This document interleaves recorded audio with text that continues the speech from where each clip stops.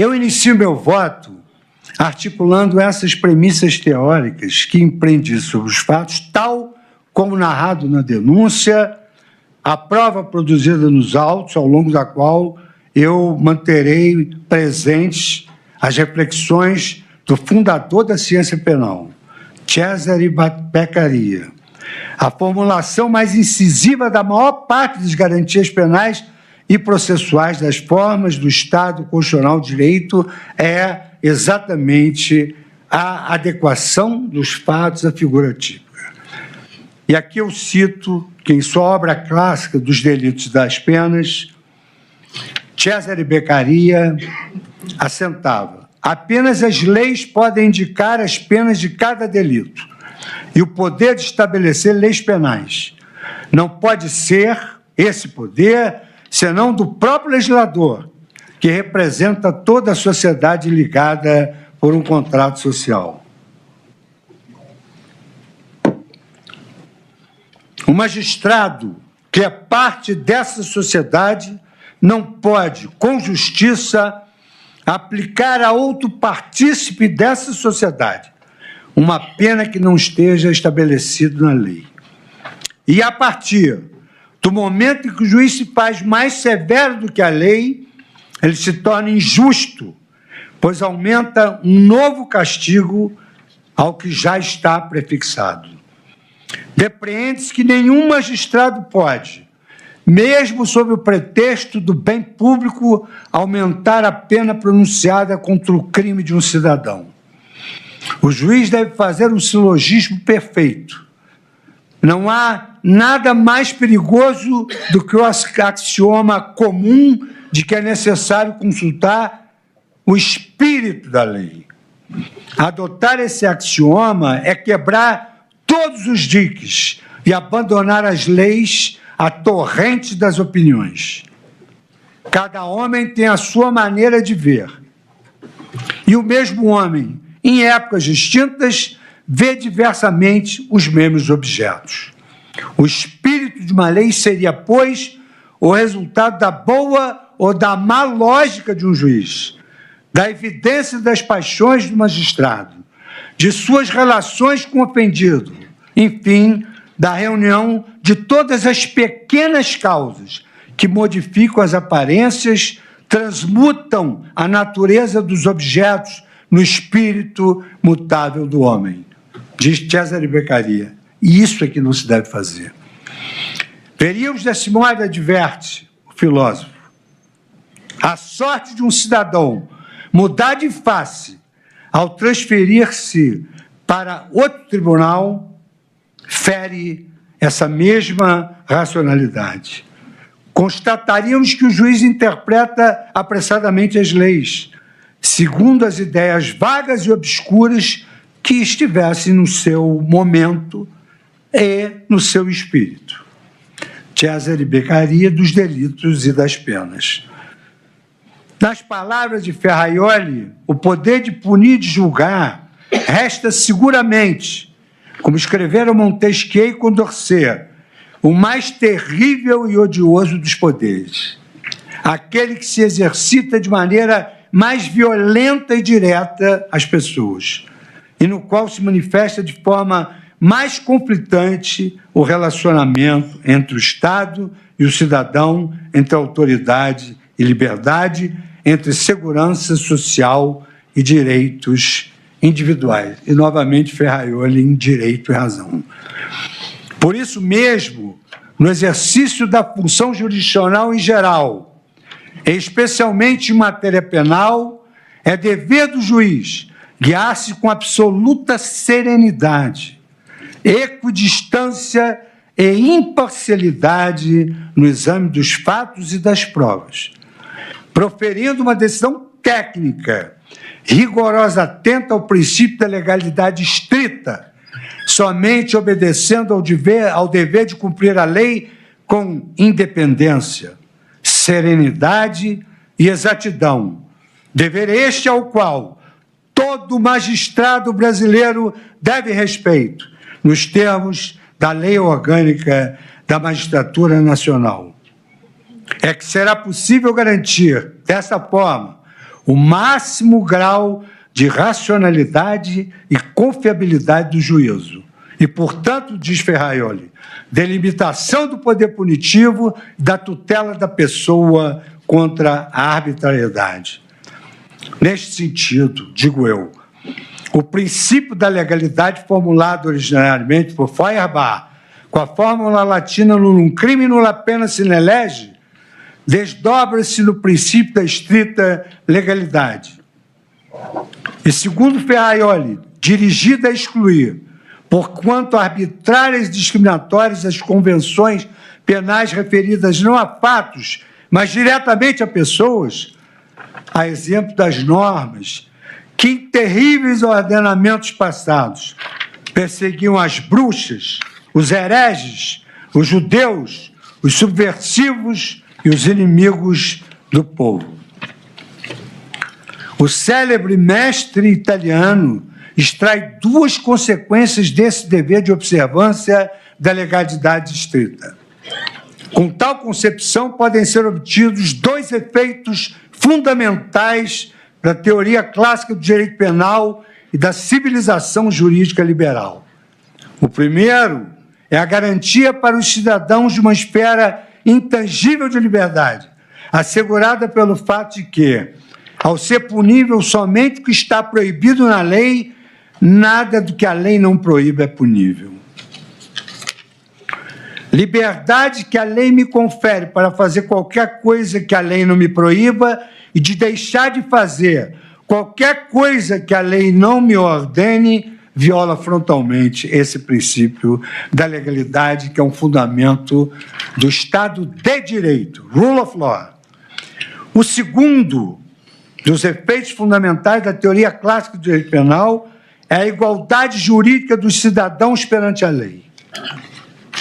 As ações ou os fatos, por quem quer que os tenha cometido, podem realmente ser descritos pelas normas como tipos objetivos de desvio, enquanto tais ser previstos e provados com pressupostos de igual tratamento penal, enquanto toda prefiguração normativa de tipos subjetivos de desvios não pode deixar de referir-se a diferenças pessoais, antropológicas, políticas ou sociais e, portanto, de exaurir-se em discriminações a priorísticas.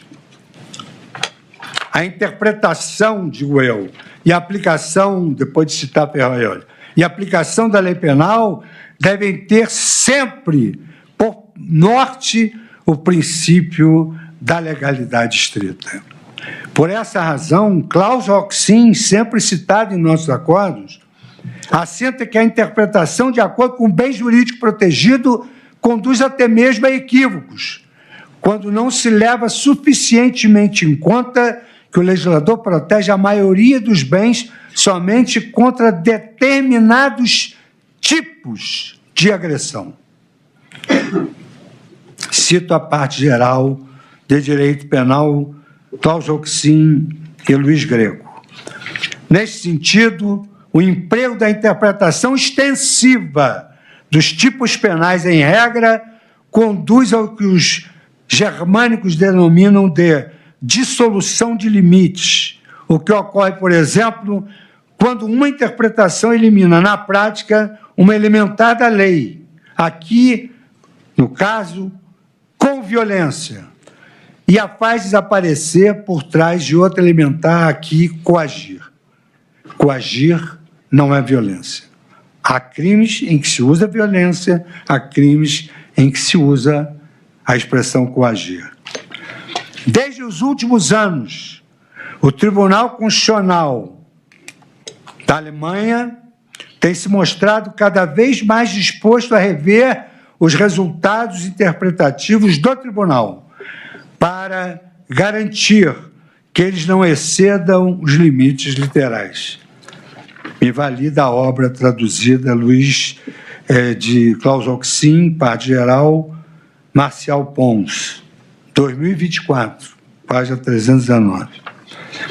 Além dos perigos gerados para a liberdade individual por interpretações ampliativas de tipos penais, alargando seu âmbito de incidência sem fundamento legal, também se deve atentar para considerações oriundas das ciências políticas, sociológicas e psicológicas, que, sem prejuízo de constituírem ciências auxiliares necessárias à compreensão e reflexão sobre direito, podem, no dizer do célebre penalista alemão Karl Binding, conduzir a que se abandone o solo firme da lei, do seu tratamento dogmático e semântico, do seu conhecimento e da sua aplicação precisa, para ceder diante de impulsos diletantes, penetrar no terreno movediço e interdita juristas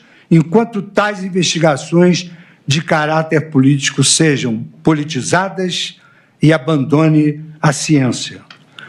Nesse introito, eu valho-me ainda dos ensinamentos de um dos maiores penalistas brasileiros, nosso Nelson Hungria, acerca da relevância do princípio da legalidade estrita, ou seja, aquela luva que encaixa na mão, aquela adequação dos fatos àquela norma em todos os seus elementos descritivos. Dizia Nelson Hungria, em lição que até hoje é presente, a lei penal é, assim, um sistema fechado, ainda que se apresente omissa ou lacunosa, não pode ser suprida pelo arbítrio judicial ou pela analogia, ou pelos princípios gerais de direito, ou pelo costume.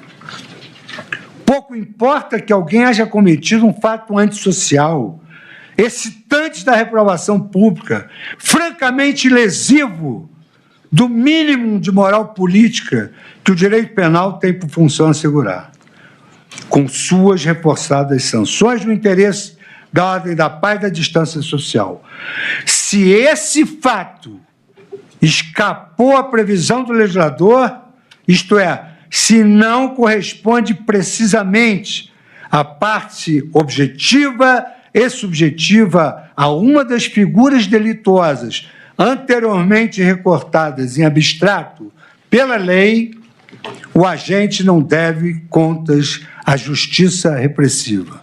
Por isso mesmo que não ultrapassou a esfera da licitude jurídico-penal. Nelson Hungria, os seus memoráveis comentários ao Código Penal, ainda no volume 1, tomo 1, segunda edição. Forense, há 72 anos atrás, 1953, páginas 11 a 12. Ao mesmo tempo, embora o direito se construa sobre os pilares morais de uma sociedade, ele não se confunde com a moral, ainda que tenha com ela campos de interseção. Comportamentos reprováveis sob o ângulo da urbanidade, da ética, da educação, dos bons costumes, não justificam necessariamente a ameaça penal.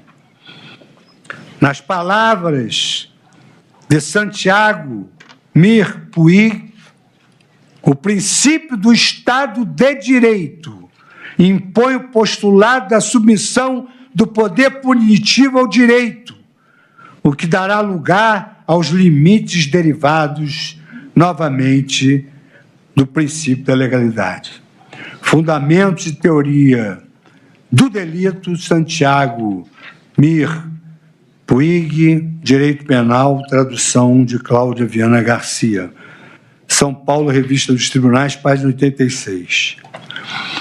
Um dos colorários do princípio da legalidade é a exigência de lei estrita, que exige certo grau de precisão da lei penal e exclui a analogia que prejudique o réu, a denominada analogia in malam partem.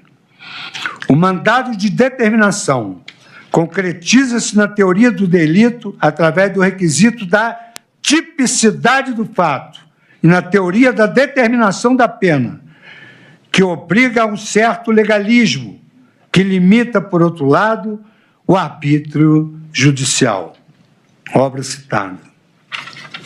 Além disso, na lição do mestre Catalão, em um Estado democrático e constitucional de direito, o direito penal acolhe o princípio da responsabilidade pelo fato, exigido por um direito penal do fato, que opõe-se à possibilidade de punir o caráter ou o modo de ser do indivíduo. Este princípio vincula-se também com o princípio da legalidade e, consequentemente, com o requisito da tipificação dos delitos. A defesa do direito penal do fato e não do autor encontrou na análise Karl Engels, que formulou a introdução ao pensamento jurídico, na mais inspirada formulação. Ninguém pode ser punido simplesmente por ser merecedor de pena, de acordo com as nossas convicções morais, ou mesmo segundo a sã consciência do povo, porque praticou uma ordinarice ou um fato repugnante, porque é um canalha, porque é um patife, mas só o pode ser punido quando tenha preenchido os requisitos daquela punição descritos no tipo, que é a hipótese legal de uma lei penal.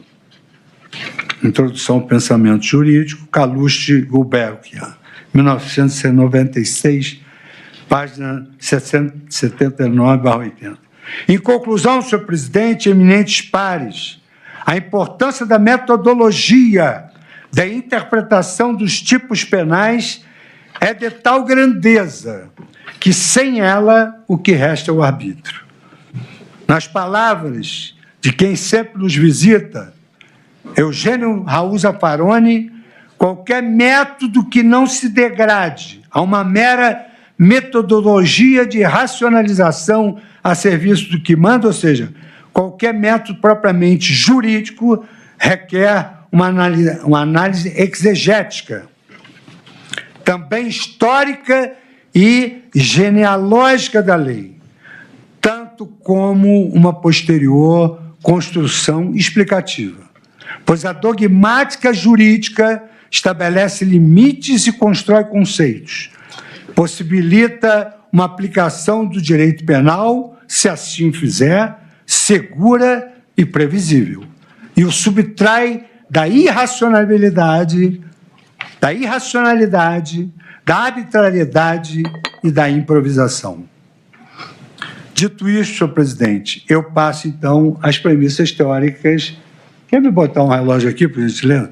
As premissas teóricas do crime de organização criminosa. Então, senhor presidente, eu vou passar a análise das premissas teóricas da organização criminosa, para, em seguida, passar o exame da tipicidade dos fatos, tal como narrado na denúncia relativamente a este específico ilícito. Eu vou para o ilícito de organização criminosa e depois passarei as premissas teóricas dos demais crimes. Só para deixar claro, senhor presidente, com o telefone aqui, a hora. Muito obrigado. Premissa teórica do crime de organização criminosa, premissas teóricas do crime de dano, premissas do crime de golpe de Estado e tentativa de abolição do Estado democrático de direito, englobando todos os delitos mencionados na denúncia.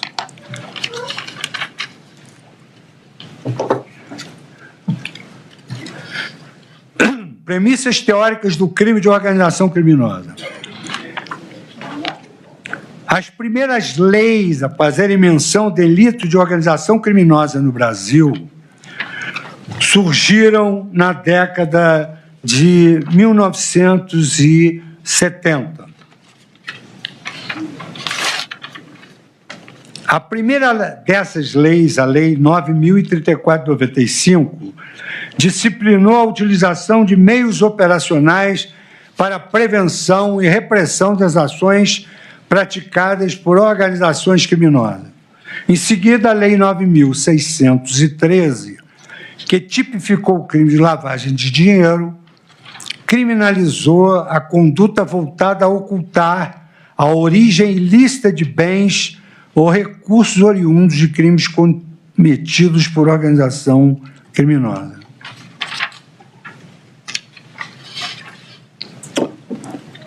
A criminalidade organizada é uma preocupação antiga em nosso país e no mundo. No direito comparado, os casos mais conhecidos de organização criminosa são as máfias, os cartéis e esquadrões, voltados à prática reiterada de delitos graves e indeterminados. Delitos graves e indeterminados. Nós testemunhamos no Brasil a estruturação de uma série indeterminada e indeterminável de crimes, desde o tráfico de drogas até os crimes de corrupção, peculato, lavagem de dinheiro, fraudes licitatórias, sonegação fiscal, contrabando e descaminho, entre outros.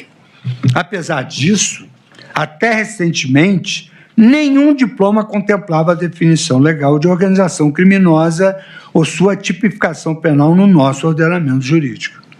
Os crimes associativos se restringiam, de modo geral, à previsão contida no tipo penal do artigo 288 do Código Penal, denominado formação de quadrilha ou bando. No ano de 2004, foi internalizada no Brasil a Convenção das Nações Unidas contra o Crime Transnacional, Convenção de Palermo, por meio do decreto 5.015, de 12 de março de 2004. Como novidade, aquele instrumento internacional continha definição de delito de organização criminosa, determinando sua criminalização autônoma pelo Estado parte. No entanto, este Supremo Tribunal Federal fixou o entendimento de que a definição de crime em convenção internacional ainda não internalizada por decreto presidencial não se coaduna com os princípios da tipicidade penal e do nullum crimen, nulla pena sine lege. Ainda que ratificado pelo Congresso Nacional, o diploma não seria suficiente para preencher a omissão do legislador brasileiro na tipificação específica do delito. De acordo com o precedente firmado no habeas corpus 96.007, a utilização do conceito de organização criminosa, previsto exclusivamente em tratado internacional de Supremo Tribunal Federal, discrepa dos requisitos formais impostos pela Constituição à criminalização de condutas, em especial o princípio da legalidade estrita, habeas corpus 96.007. Logo depois do julgamento daquele leading case, no ano de 2012, o Parlamento deu o primeiro passo para preenchimento desta lacuna da nossa legislação. Foi então promulgada naquele ano a Lei 12.694, de 24 de julho de 2012, que dispõe sobre o processo e o julgamento colegiado em primeiro grau de jurisdição de crimes praticados por organizações criminosas. Referido diploma contemplou no artigo 2º a primeira definição legal do crime de organização criminosa, sem ainda prever um tipo penal autônomo nos seguintes termos: para efeitos desta lei, considera-se organização criminosa a associação de 3 ou mais pessoas, estruturalmente ordenada e caracterizada pela divisão de tarefas, ainda que informalmente, com o objetivo de obter, direta ou indiretamente, vantagem de qualquer natureza, mediante a prática de crimes cuja pena máxima seja igual ou superior a 4 anos ou que sejam de caráter transnacional.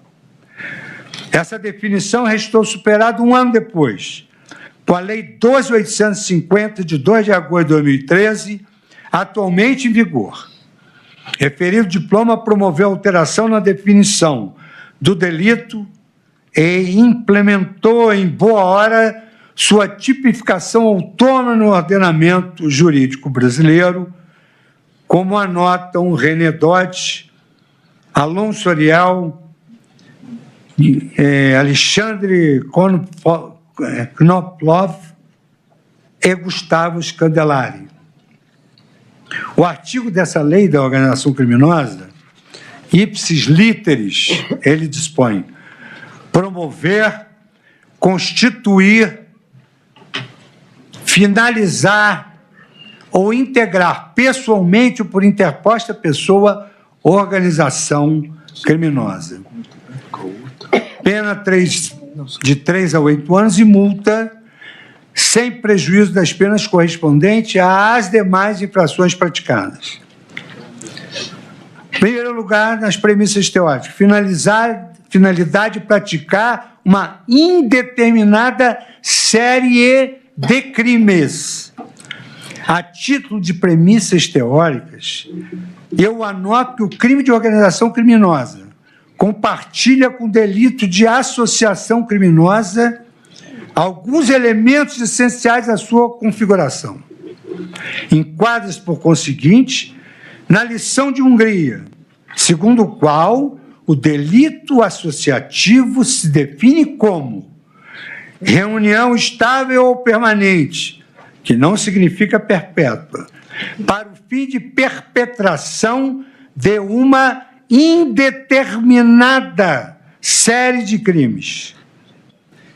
Com efeito, a indeterminação dos fatos criminosos que virão a ser praticados é elemento distintivo por excelência entre o mero concurso de pessoas de um lado e o direito autônomo de associação ou organização criminosa. Paulo José da Costa Júnior, com apoio em Anthony Lisei, afirma: no concurso de agentes, o acordo entre os coautores se circunscreve à prática de um ou mais delitos, claramente individualizados. Uma vez cometidos os crimes, o pactum societas desaparece. Na quadrilha, mesmo após a prática criminosa, o vínculo associativo permanece, para que outros crimes sejam praticados. Repito, na quadrilha, mesmo após a prática de prática criminosa, o vínculo associativo permanece para que outros crimes sejam perpetrados. Crime permanente. No bando, há um quid iuris com relação ao mero acordo de concurso de pessoas. Tanto que o acordo para realizar um delito que não venha a ser praticado não é punido. O ato associativo é castigado sem a realização do crime. Na mesma linha, cita-se a doutrina de Silva Sanches, na parte em que destaca a disposição para cometer delitos indeterminados, que mostra um sistema organizado e per se constitutiva de crime, tratando-se de um sistema de distribuição estável e racional de papéis com o fim de cometer um número indeterminado de delitos, não se confunde com concurso de pessoas. O elemento subjetivo do crime de organização criminosa consiste no dolo de se dedicar de modo estável e permanente à atividade criminosa, mediante reiteração delitiva por tempo indeterminado. Na precisa lição de Manuel Câncio Meliá, quando aborda na Revista de Estudos de Justiça o delito de pertinência a uma organização terrorista no Código Penal Espanhol. Por estas razões, os delitos associativos, organização criminosa, associação criminosa et ali, são objetos de criminalização autônoma, mediante antecipação da tutela penal. Organização e associação criminosa nos crimes econômicos, realidade típica ou contradição em termos. Ao mesmo tempo, como observa a doutrina penal, o conceito de organização criminosa deve ser examinado à luz de peculiaridades próprias a esse tipo de organização. Não se pode banalizar o conceito de crime organizado, que, com frequência, conta com planejamento empresarial, embora isso não seja rigorosamente necessário. Não há como confundir esse planejamento com um mero programa delinquencial, que está presente em praticamente os crimes dolosos. Com efeito, a existência de um plano criminoso não basta para a caracterização do crime de organização criminosa. Mais uma vez, nas palavras do eminente ministro Celso de Mello, em análise do tipo penal congênere de formação de quadrilha, sem a existência de um vínculo associativo estável e dotado de permanência, não se caracteriza no plano da tipicidade penal o delito de quadrilha, incompatível em seu perfil conceitual com os conluios criminosos meramente transitórios. Ação Penal 470, embargos infringentes do voto vogal do nosso estimado decano e saudoso ministro, saudoso porque não está mais presente na corte, mas vivo em nossa memória e com quem eu converso diuturnamente, ministro Celso de Mello. Não conversei sobre esse processo, converso diuturnamente com a pessoa do ministro Celso de Mello. A imputação do crime de organização criminosa exige, segundo o entendimento uníssono da doutrina e jurisprudência, mais do que a reunião de vários agentes para a prática de delitos. Com efeito, a pluralidade de crimes e de pessoas, ou a existência de um plano delitivo, não tipificam por si sós o crime de organização ou de associação criminosa, pois estes elementos são elementos intrínsecos a outra figura denominada concurso de pessoas, na modalidade de coautoria ou participação. Da mesma maneira, a comunhão de vontade para praticar crimes determinados, chamada de liame subjetivo, a identidade de crimes para todos os envolvidos, a pluralidade de condutas e sua relevância causal pelo resultado são, juntamente com a pluralidade subjetiva, elementos que caracterizam, segundo Nelson Hungria, o concurso de pessoas, não caracterizando os crimes autônomos de associação ou organização criminosa. Deveras é absoluto o consenso doutrinário e jurisprudencial, no sentido que a presença dos elementos definidores do concurso de agentes revela-se insuficiente para que a conduta seja enquadrada como crime autônomo, quer de organização, quer de associação criminosa. Citando ainda Manuel Câncio Meliá. Doutrina e jurisprudência são também remansosas, no sentido que, para a configuração de crime e organização criminosa, os membros do conluio criminoso devem ter por objeto a prática de uma série indeterminada de crimes, circunstância que caracteriza uma estabilidade e a permanência que o diferem de mero concurso de agentes. E aqui eu cito o inquérito 3989, de 11 de junho de 2009. Se eu não me engano, referente à Lava Jato. Com efeito, a indeterminação dos crimes para os quais se dedica a organização criminosa, bem sublinhado por Hungria, constitui verdadeiro pressuposto para a incidência do tipo penal. Nas palavras deste que foi o principal comentador do Código Penal brasileiro e eminente ministro desta Suprema Corte, para a configuração do crime de associação criminosa, que neste ponto contém exigência idêntica do tipo penal de organização criminosa, não basta como coparticipação criminosa, um ocasional e transitório concerto de vontade para determinado crime. Repito, não basta como na coparticipação criminosa, concurso de pessoas, um ocasional e transitório concerto de vontade para determinar o crime de organização criminosa, no sentido da prática de crimes não precisamente individuados. Esta Corte assentou no julgamento dos embargos infringentes na P 470, mensalão, nos termos do voto proferido por eminente ministro desta Corte, o entendimento de que, para a configuração do delito associativo, é preciso que se demonstre a criação de uma entidade autônoma, com processos decisórios próprios e diversas da mera superposição de seus membros, bem como devem estar presentes, pelo menos, devidamente demonstrados, os requisitos igualmente necessários da estabilidade e da indeterminação dos crimes. Apelação 470.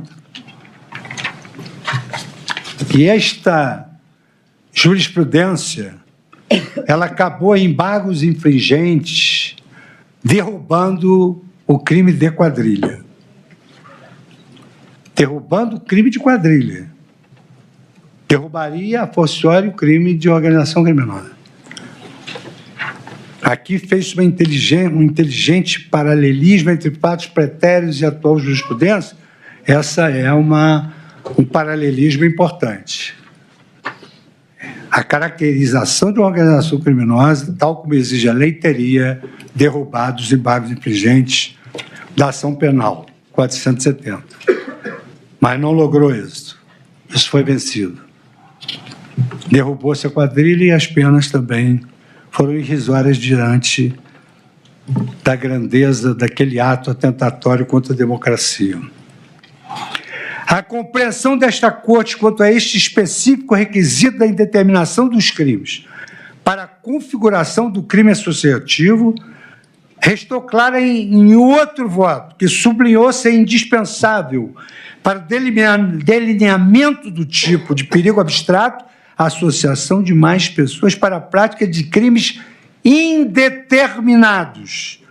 E, por essa razão, concluiu um outro integrante da Suprema Corte, reafirmo mais uma vez, e mais uma vez a demasia, não identificar à luz dos fatos da prova dos autos, nos agentes dos crimes específicos reconhecidos por este plenário, ao julgamento da ação penal 470, o dolo de criar ou participar da prática de uma associação criminosa autônoma com vista à prática de crimes indeterminados, efetivamente não caracteriza o crime de quadrilha. Eu cito, então, o inteiro teor da emenda, que é do conhecimento de todos. Eu peço vênia para não citar apenas um pequeno trecho desse imenso acórdão. Alguns colegas tinham votos de 800 páginas. A hipótese dos autos revela concurso de agentes e não a caracterização do crime de quadrilha, inexistência de elementos suficientes que demonstrem a formação deliberada de uma entidade autônoma destinada à prática de crimes indeterminados.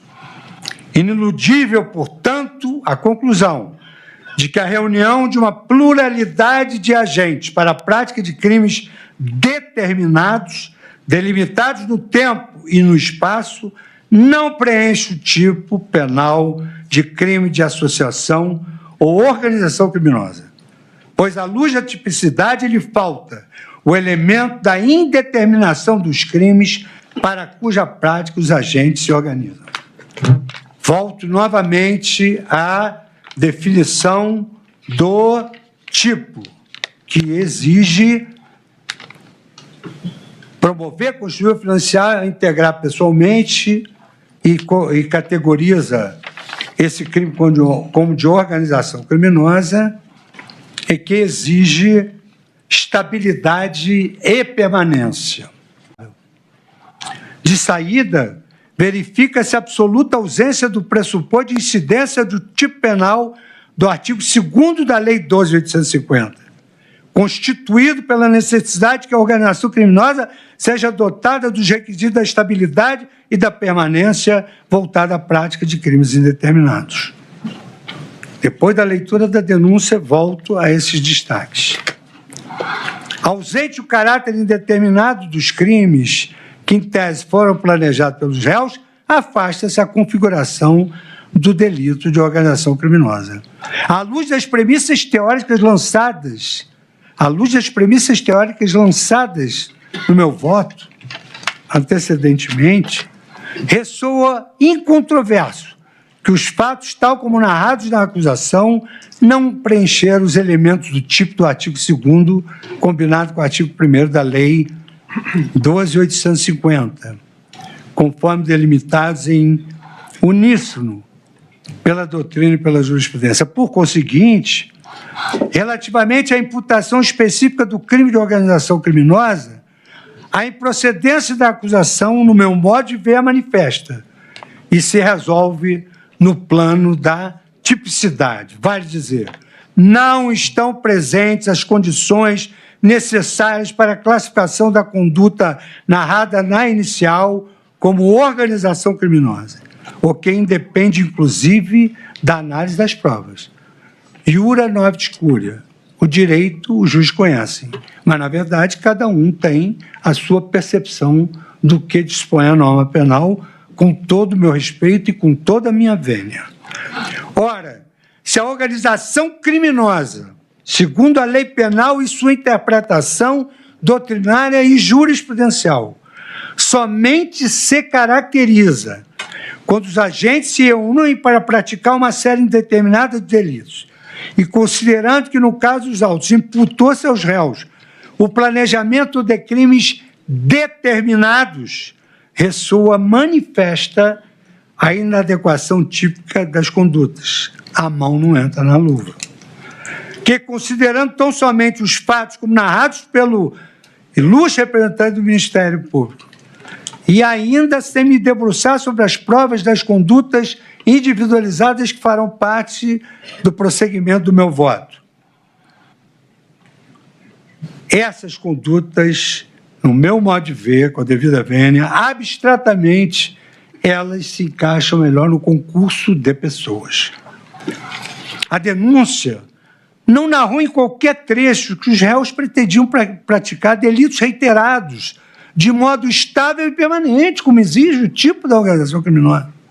Ou seja, sem um horizonte espaço-temporal definido, não está na denúncia. Eu estou fazendo categorização jurídica. Absolutamente não foi isso que se narrou na inicial acusatória. As alegações finais do Ministério Público tampouco descreveram a permanência e estabilidade da organização para a prática de delitos indeterminados. Além de não haver menção alguma na denúncia ou nas alegações finais, a prática de delitos indeterminados. Falta à narrativa acusatória um outro elemento. Sem prejuízo de não haver na denúncia menção à prática de delitos indeterminados, a finalidade de cometer uma pluralidade de crimes punidos com pena superior a 4 anos também não foi descrita na denúncia. Quanto a este específico elemento objetivo do tipo, a denúncia pretendeu preenchê-lo, no meu modo de ver e com a devida vênia, empreendendo uma dupla imputação penal pelos mesmos fatos. Ou seja, classificando as condutas como incidentes, ao mesmo tempo, em 2 delitos com penas máximas superiores a 4 anos. Tentativa de abolição violenta do Estado Democrático de Direito, com pena máxima de 8 anos, e golpe de Estado, cuja pena máxima alcança 12 anos. O crime de dano, também imputado aos réus, não são punidos com penas máximas superiores a 4 anos. Essa dupla incidência típica dos crimes contra o Estado Democrático de Direito, no meu modo de ver, revelou-se equivocada. Mesmo em tese, um delito de abolição violenta constitui-se como meio para a prática de um outro delito, que é o golpe de Estado. Do entendimento esse de vários ministros desta Corte, dos votos proferidos nas ações relativas ao 8 de janeiro. Ou seja, o 8 de janeiro ele se inicia com talvez milhares de ações penais, sendo certo que as primeiras iniciaram no plenário, daí eu aludi a perpetuar as jurisdições. Nessas ações, alguns ministros, evidentemente, delito novo, começaram a ter dúvidas sobre essa sobreposição de delitos. Um é meio, outro é fim. E eu confesso que até enfrentar esse denso trabalho do ministro Alexandre de Moraes, volto a repetir, eu ainda tinha algumas dúvidas. É preciso se debruçar noites e dias e noites para chegar a essa conclusão a que eu estou chegando, principalmente pela excelência do trabalho do relator e do membro e distinto procurador-geral da República. Então, mais do que um equívoco dessa dupla punição, aí a estratégia de imputar os dois delitos em concurso material cumpriu a aparente função de conduzir ao enquadramento dos fatos também como crime de organização criminosa, cuja textualidade exige que o grupo se destaque e se dedique à prática de crimes punidos com pena superior a 4 anos. Houvesse a denúncia imputada apenas um desses delitos, seja o de crime de abolição violenta, seja o crime de golpe de Estado, ainda maior seria a violação do princípio da legalidade, para o enquadramento típico das condutas no artigo 2º da lei 12.850 de 13, além de não haver crimes indeterminados. Sequer havia mais de um crime punido com pena máxima superior a 4 anos. No entanto, como eu já repisei a exaustão, ainda que houvesse o plano de praticar 2 delitos, com pena máxima superior a 4 anos, não seria fato suficiente para a caracterização do crime autônomo de organização criminosa. Eu, repisando a lição que mencionei, eu novamente afirmo que o crime de organização criminosa não se caracteriza quando o acordo entre os coautores se circunscreve à prática de um ou mais delitos, claramente individualizados e não indeterminados. Cito aqui inúmeras obras nesse sentido. Portanto, não houve narrativa ou demonstração da prática de delito em organização criminosa com a devida vênia das opiniões em contrário. E aqui, senhor presidente, finalmente, ainda o tipo exige, na formulação da peça inicial do Ministério Público, um pedido de aumento de pena pelo emprego de arma de fogo. E eu digo que, finalmente, a inicial acusatória e as alegações finais pleitearam a condenação dos réus pelo crime de organização criminosa com emprego de armas. Volto ao parágrafo 2º. As penas aumentam-se até a metade se na atuação da organização criminosa houver emprego de arma de fogo.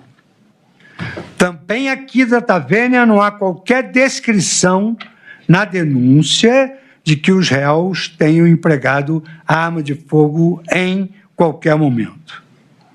O fato de haver militares entre os denunciados ou pessoas detentoras por lei do direito ao porte de arma de fogo não atrai por si só a incidência da majorante, conforme pacífica doutrina do tema que antes eu mencionei. As alegações finais contêm uma única alusão à arma de fogo, que não guarda relação alguma com os supostos membros da organização criminosa.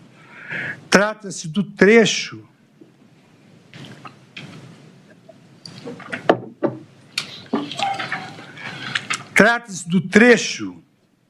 em que Sua Excelência, o Procurador-Geral da República, menciona notícias extraídas da internet, fontes abertas, sobre a alegada presença de CACs, caçadores, atiradores e colecionadores, nos denominados acampamentos. Menção essa com a devida vênia, sem qualquer comprovação nos autos, sem indicação de que tenha sido apreendida alguma arma de fogo nesses assentamentos. E, mais importante, sem qualquer vinculação com algum dos réus. Nós estamos julgando os réus do núcleo essencial. Conforme tive a oportunidade de aludir nas premissas teóricas, doutrina e jurisprudência são uníssonas, no sentido de que, para incidência dessa majorante, o integrante da organização criminosa deve utilizar efetivamente a arma de fogo para a prática de infrações penais destinadas a oferir vantagem ilícita. De modo que não basta que algum integrante seja portador de arma de fogo, fazendo-se necessário que a arma seja efetivamente utilizada pela organização criminosa em sua atividade fim. E aí eu faço a rememoração de vários autores que eu aqui citei. Fico nesse particular, com Guilherme de Souza Nutti, quando trata na 4ª edição da Organização Criminosa pela Editora Forense 2020, página 25. Portanto, caberia à acusação, no meu modo de ver, o dever de descrever em qual situação os réus, na atuação da organização criminosa, efetivamente empregaram alguma arma de fogo, o que manifestamente, com a devida vênia, não restou descrito pelo Ministério Público. Eu tenho de analisar aquilo que foi descrito pelo Ministério Público e não ilações que eu possa tirar dos fatos. Considerando que a denúncia não indicou a presença dos elementais do crime de organização criminosa, tampouco o efetivo emprego de arma de fogo na sua atuação, parágrafo 2º, é imperioso que se julgue improcedente a ação penal relativamente ao crime de organização criminosa, porque esse crime não preenche a tipicidade à luz de tudo quanto eu aqui afirmei e por não se verificar presentes os elementos do tipo penal. Eu, nesse sentido, eu cito a ação penal 932, que assim dispôs: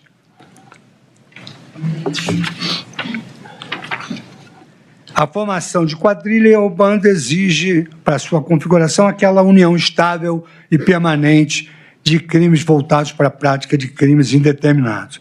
Ação penal 932, embargos infringentes, extinção da punibilidade pela prescrição máxima aplicável em tese, provimento dos embargos, inexistência de elementos suficientes que demonstram a formação deliberada de uma entidade autônoma e estável dotada de desígnios próprios e destinada à prática de crimes indeterminados.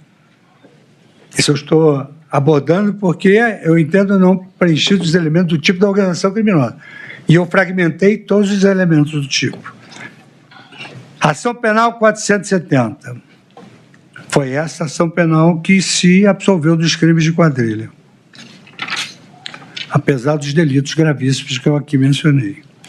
Inexistência de elementos suficientes que demonstrem a formação deliberada de uma formação deliberada, autônoma e estável, dotada de desígnios próprios destinada à prática de crimes.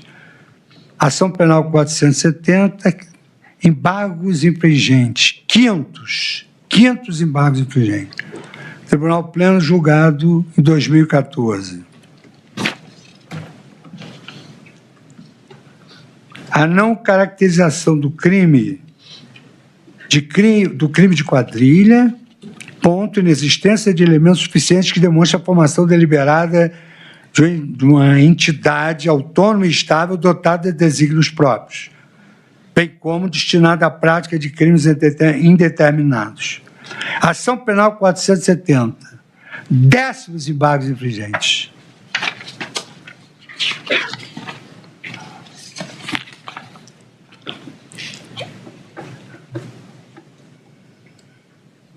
Mais uns embargos infringentes.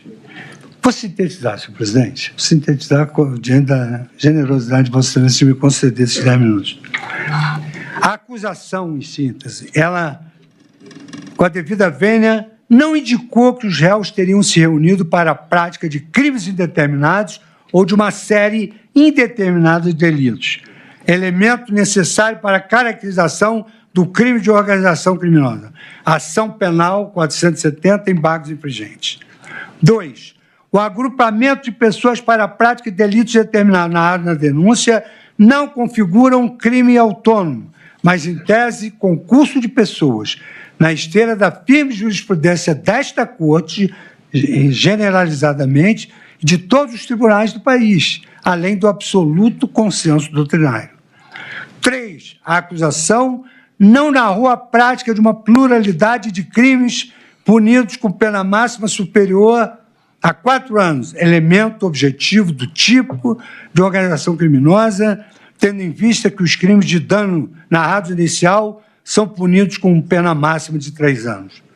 4. A acusação de que as condutas caracterizariam, ao mesmo tempo, 2 crimes, o delito de tentativa de abolição violenta do Estado Democrático de Direito e o crime de golpe de Estado, que já gerou dúvidas no Pleno, no intuito de permitir a configuração em tese do delito de organização criminosa, revela-se equivocada por 2 razões. O concurso material entre os 2 tipos penal vem sendo rejeitado por vários ministros da Corte, desde o julgamento no plenário do Tribunal. Cito os votos, me incluo neles, ao entendimento de que tais atos configuram em tese apenas um crime. B. Ainda que se pudesse aplicar o concurso de delitos, restaria inequívoco que, na narrativa da denúncia, o único objetivo do grupo seria, em tese, a prática dessas, em tese, a prática, que eu vou passar a prova dos autos, a prática dessas específicas infrações penais, faltando o requisito da série indeterminada de crimes. E, quinto, a demora dos réus na fase de cogitação dos atos preparatórios e do planejamento não corresponde aos elementos de estabilidade e permanência.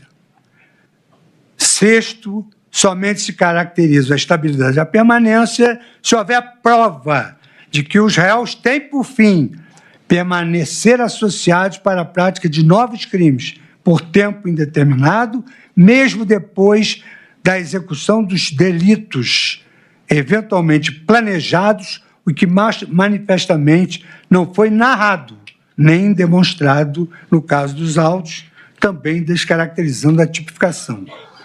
E sétimo, por último, o pedido de aumento da pena relacionado ao emprego de arma de fogo na atuação da suposta organização criminosa não encontra qualquer fundamento na denúncia ou nas alegações finais, inexistindo mínima descrição ou demonstração de que, ao menos, algum dos réus tenha efetivamente empregado arma de fogo.